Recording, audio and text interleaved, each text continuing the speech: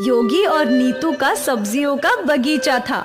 दोनों मिलकर सब्जियां उगाया करते थे और फिर बाजार में ये सब्जियां बेचा करते थे। सब्जियां, ताजी ताजी सब्जियां, आलू, गोभी, मटर, टमाटर, ताजे ताजे। आलू 15 रुपए किलो, मटर 30। उनकी ताजी सब्जियों की बाजार में अच्छी मांग थी। कुछ ही समय में उनकी सारी सब्जियां खत्म हो जाया करती थी और वो लोग घर लौटा करते थे। घर पे उनकी बेटी रानी उनका इंतजार किया करती थी। रानी बीमार थी, इसलिए वो ज्यादा से ज्यादा समय आराम ही किया करती थी। माँ, पापा, मैं आपका ही इंतजार कर रही थी। आप मेरे लिए पकौड़े लाए क्या? नहीं बेटा, आज बाजार में पकोड़े वाला आया ही नहीं। तेरे लिए पकौड़े तो नहीं लाए, लेकिन ये देख। वाह, आम। रानी को टाली हुई चीजें बहुत पसंद थी, पर वो चीजें उसके लिए जहर थी। रानी के दिल में छेद था और उसके ऑपरेशन के लिए ही उसके माँ पापा इतनी मेहनत कर रहे थे और हर दिन की कमाई से वो लोग ज्यादातर पैसे अलग कर दिया करते थे।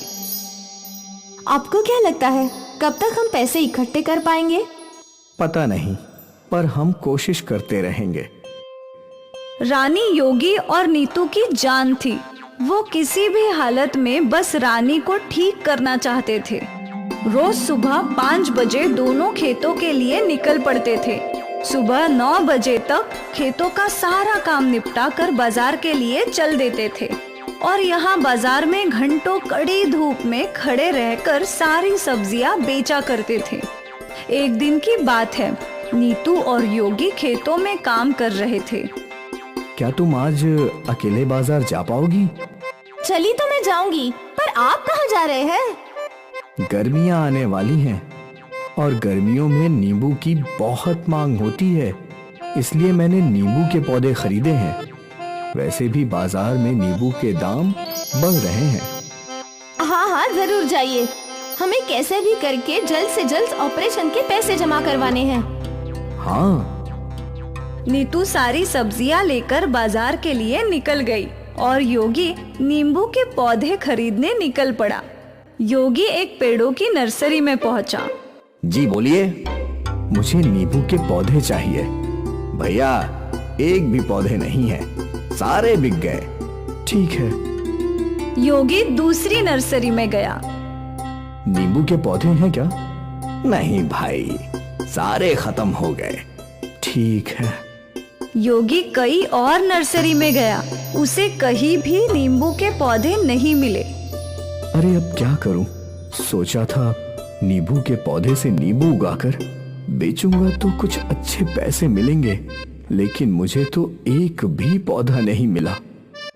योगी अपनी सोच में चल रहा था, तभी उसका ध्यान जंगल के बीच बने एक घर पर पड़ा। इस घर के बाहर बहुत बड़ा बगीचा था और पूरे बगीचे की हालत खराब थी।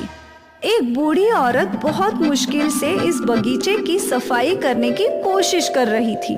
योगी उस बूढ़ी औरत के पास गया। क्या हुआ अम्मा? तुम्हारा बगीचा इतना बड़ा है, पर इसकी ऐसी हालत कैसे हो गई? अब क्या बताओ बेटा, मेरे पास बड़ा बगीचा तो है, पर इसकी देखभाल करने वाला कोई नहीं है। देख मेरी हालत, मैं बूढ़ी भला कैसे इतना सारा काम अकेले कर सकती हूँ। कोई बात नहीं अम्मा, मैं तुम्हारे बगीचे को साफ कर देता हूँ। और योगी बगीचे की सफाई में लग गया। उसने जंगल के पौधे काटे, मुरझाए हुए पौधों को निकाला और सारे पौधों की मिट्टी की अच्छे से सफाई की। सारे पौधों को पानी डाला। वाह, अब लग रहा है ना ये बगीचा बिल्कुल साफ सुथरा। तेरे हाथों में तो जादू है बेटा। अम्मा, मैं भी तो किसान ही हूँ, मेरा भी सब्जियों का बगीचा है। अच्छा है। ठीक है अम्मा, अब मैं चलता हूँ। अरे रुक रुक बेटा। बूढ़ी औरत अपने घर में गई और एक पोतली उसने योगी के हाथ में रख दी। ये क्या है? नींबू के बीज। तुझे नींबू उगाने हैं ना, जा इन्हें ले जा। और अपने बगीचे में बो दे। आपको कैसे पता चला कि मुझे नींबू उगाने हैं? मुझे सब कुछ पता है। मैंने धूप में अपने बाल सफेद नहीं किए हैं। योगी ने वो पोटली ले ली और अपने घर की ओर चल पड़ा। योगी घर पहुंचा तो नीतू पहले ही घर पहुंच चुकी थी। बड़ी देर लग गई आपको। और नींबू के पौधे कहाँ हैं? किसी भी नर्सरी में नींबू के पौधे नहीं मिले। घर लौट रहा था तो जंगल में एक घर दिखा जिसके बाहर एक बड़ा बगीचा था। एक बूढ़ी औरत अकेले बगीचा साफ कर रही थी तो मैंने उसकी मदद कर दी और उसी में देर हो गई। ठीक है। और ये देखो, उस बूढ़ी औरत ने मुझे नींबू के बीज दिए हैं। पता नहीं उसे कैसे पता चला कि मुझे नींबू उगाने हैं। अजीब है। खैर छोड़िए, कम से कम हम इन बीजों को बो देते हैं। इस बरस नहीं तो अगले बरस नींबू के पौधों पर नींबू उग ही जाएंगे। हाँ, वो भी है। अगली सुबह योगी ने कुछ गड्ढे किए और उसमें नींबू के बीज डाल दिए और गड्ढों में मिट्टी भर दी। नीतू, जरा इन्हें भी पानी डालो। हाँ आई। नीतू ने जैसे ही उस जगह पानी डाला तो उन बीजों से तुरंत पौधे उगने लगे। दोनों हैरान हो गए और पौधा उगते ही उन पौधों पर नींबू लटकने लगे। लेकिन ये नींबू अलग थे। नींबू कुछ ज्यादा ही चमक रहे थे।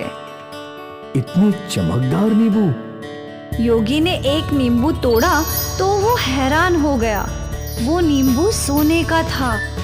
नीतू, ये तो सोने का है, सोने का नींबू। सारे पौधों पर सोने के नींबू उगे थे। योगी और नीतू के तो भाग्य ही खुल गए।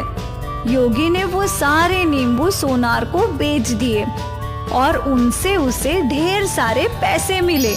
इन पैसों से उसने अपनी रानी का इलाज करवाया। मुबारक हो, ऑपरेशन सक्सेसफुल। अब आपकी बेटी किसी भी नॉर्मल बच्चे की तरह खेल कूद सकती है। ये सुनकर योगी और नीतू की आंखों में आंसू आ गए। योगी ने एक बड़ा बगीचा खरीद लिया और एक बड़ा घर भी। उनकी जिंदगी पूरी तरीके से बदल गई। नीतू, हमें उस बूढ़ी अम्मा का धन्यवाद करना चाहिए। हाँ बिल्कुल। योगी नीतू और रानी को लेकर जंगल गया। वो घर यहीं तो था, अचानक कहाँ चला गया? वहाँ कोई घर नहीं था। योगी की मदद किसने की ये उसे भी नहीं पता। उसने भगवान का धन्यवाद किया और खुशी खुशी अपना जीवन जीने लगा।